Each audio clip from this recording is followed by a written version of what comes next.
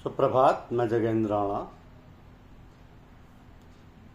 श्रद्धा पूर्वक आचरण, यह आज की हमारी आध्यात्मिक चर्चा का विषय। श्रद्धा पूर्वक आचरण। सूरत संसारी होने के कारण बाहरमुखी बन गई है,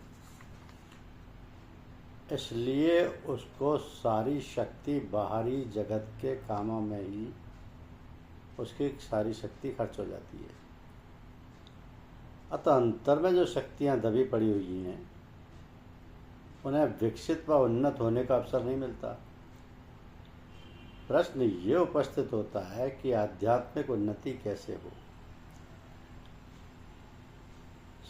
इसका उत्तर है सच्ची लगन। और सच्ची लगन होने पर आदमी उससे हजारों तदबीरें करके प्राप्त कर लेगा। जब तक प्रबल इच्छा ना हो तब तक ना तो संतों के वचन कान देते हैं और ना बताने वाले का ही कुछ प्रभाव होता है। तो गुरु की बात श्रद्धा पूर्वक मानकर उस पर आचरण किया जाए तो अवश्य आध्यात्मिक उन्नति हो सकती है। आध्यात्मिक उन्नति करने का साधन महात्मा नानक ने इन शब्दों में प्रकट किया है कि 3 बंद लगाए के सुन अनहद टंकोर, नानक सुन समाधि में नहीं सांझ नहीं भोर। इस पद का आशय है कि आँख कान व जबान तीनों को बंद कर अंदर अनहद शब्द सुनना आरंभ करो। इस साधन से तुम्हारी सरलता से समाधि लग जाएगी। इन 3 इंद्रियों को वश में करने से क्या लाभ होता है, इसका उत्तर मौलाना रूम कहते हैं कि चश्म बंदो गोश बंदो लब्य बंद, गर्ना बीनी सिर हकवर मन बिखंद।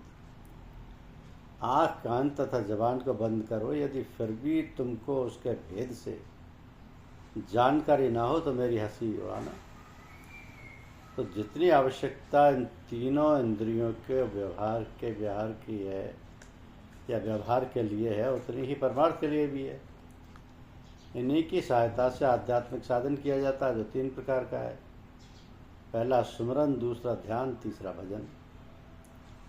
सुमरन या स्मरण अर्थात सूरत की जबान से प्रभु का नाम स्मरण करना।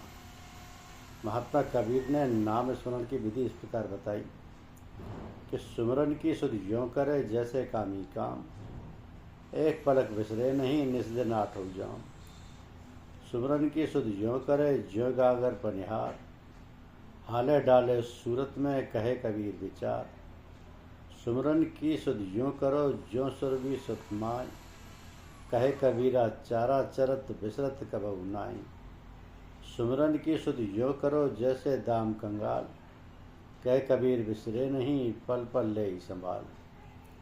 तो सुमरन में मन को गुथ देने और पिरोने का भेद इस प्रकार बताया गया है कि सुमरन सोमन लाइये जैसे बाद गुरंग, कहे कबीर बिसरे नहीं प्राण तजे तेई संग।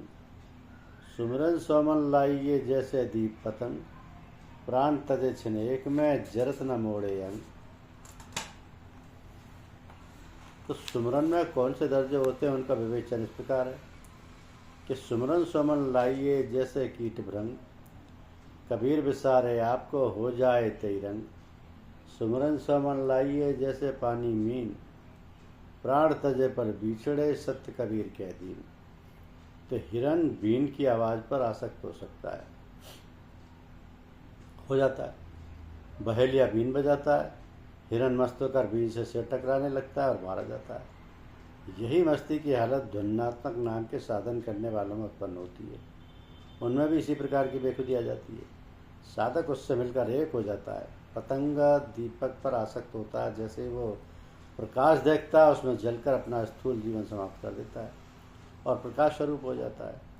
तो यही दशा ध्वन्यात्मक नाम जपने वालों की होती है। कीट एक कीड़ा होता है, भृंग एक पंख वाली मक्खी होती है। वह कीड़े को पकड़कर अपने छत्ते में डंस मारकर बंद कर देती है। कीड़ा उसी का ध्यान करते हुए एक दिन स्वयं पंख वाला बनकर कैद का दरवाज़ा तोड़कर स्वतंत्रता से उन्मुक्त वातावरण में उड़ने लगता है। यही हालत ध्वन्यात्मक नाम के सुमरन करने वालों की होती है।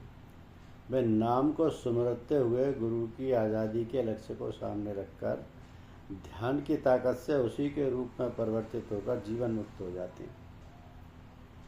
इसी प्रकार ध्वन्यात्मक नाम के अभ्यासी नाम से मिलकर एक हो जाते हैं। क्या मजाल कि सोते जगते उठते बैठते वैसे अलग हो, वे नाम के तद्रुप बन जाते हैं। क्या तुमको भी नाम से ऐसा प्रेम है? तुम भी प्रभु के साथ ऐसा ही संबंध उत्पन्न करो कि चाहे जीवित रहो या मृत्यु हो जाए, परंतु उससे कभी जुदा ही ना हो। नाम प्रियतम के राग का गीत है, तुम्हारे रग रग के तार से वही शब्द निकले। मांस व चर्म इसी की धुन में मतवाले रहें, तुम्हारा जीवन ही नाम का जीवन हो। नाम स्मरण करने वाले की विधि परम संत कबीर ने इस प्रकार बताई है कि सुमरन सुरत लगाए कर मुख से कछु न बोल, बाहर के पट दे कर अंतर के पट खोल। सहजे ही दिन होत है हरदम घट के माई, सुरत शब्द मेला भया मुख की हाजत नाई। तो तुम भी इस प्रकार नाम जपने का अभ्यास करो, जीवन को व्यर्थ न जाने दो। संसार नश्वर है, धन संपत्ति क्षण भर टिकने वाली है। जरा इस नाम के जप को, आनंद को तो प्राप्त करो। गुरु के साथ कष्ट सहकर भी नाम प्राप्त करो। सांसारिक सुख को पाकर इसका ख्याल ना भूलो। संत दादू साहब का यह उपदेश मानने योग्य है कि विपत भली गुरु संग में, काया कसौटी दुख, नाम बिना किस काम के दादू संपत सुख। जिस नुक्ते या बिंदु पर चित्त को धारणा से बांधा है, वहाँ उसका कुछ अरसे तक बंधे रहना या कायम रहना ध्यान कहलाता है। इस प्रकार एकाग्र रहने की विशेषता ये है कि जिस नुक्ते से चित्त बंधा हुआ है उसी के साथ एक हो जाए, यानी कुछ समय तक चित्त और नुक्ता ही महसूस हो और किसी चीज़ का ख्याल ही ना रहे। यूँ समझो कि धारणा एक नुक्ता या पॉइंट है और ध्यान एक लकीर है। तो धारणा एक बूंद है और ध्यान तेल की सी धार, जो बराबर एक रस जारी रहती है, टूटने नहीं पाती।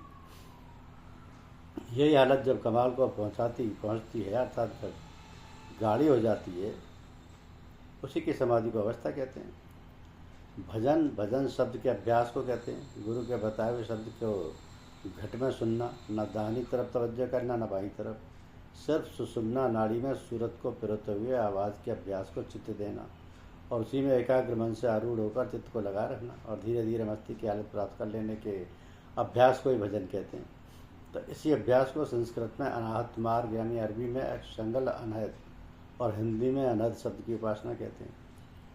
सूफियों में भी आवाज़ के अभ्यास की शिक्षा दी जाती है। कोई फ़कीर उसको सूरत सरमदी और कोई शगले नसीरा और कोई सुल्तान उलाजकार कहते हैं।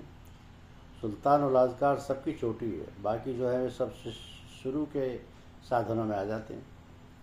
बौद्धों के योगाचार्य के शिष्य इसे आसान समझकर इसके साधन करते थे। पहले इसका अमल प्राणायाम तथा खेती मुद्रा के सिलसिले में कराया जाता था, मगर अब संतों ने इन साधनों को अनावश्यक, कठिन और मसलहल वक्त के लिहाज से छोड़ दिया और इस भजन के अभ्यास को इतना सरल बना दिया कि एक बच्चा भी इसका साधन कर सकता है।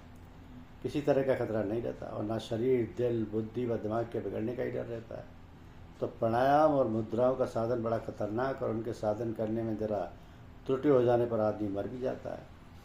इस प्रसंग में इन बातों को बताना इसलिए है कि जब कोई सच्चा व अनुभवी पूर्ण अभ्यासी ना मिले, उस समय तक सिर्फ किताब पढ़कर कोई भूल कर भी भजन करने का अभ्यास ना करे, नहीं तो सख्त धोखा खाएगा।